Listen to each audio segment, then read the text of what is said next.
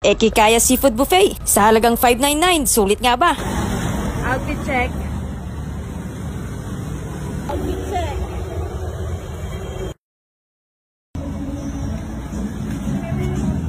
Grabe tao. Bumiyahe kami patungong Agoo, La Union para subukan itong bagong kainan at pinagkakaguluhan na Andy Seafood. Saktong alas 12 nga kami dumating at sobrang daming tao.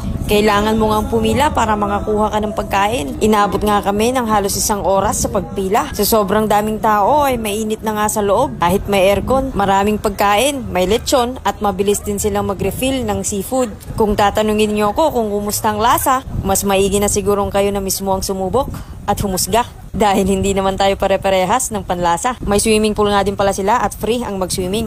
After 38 years ay sa wakas nakakuha na kami ng pagkain. Dahil bayad na tayo ay kailangan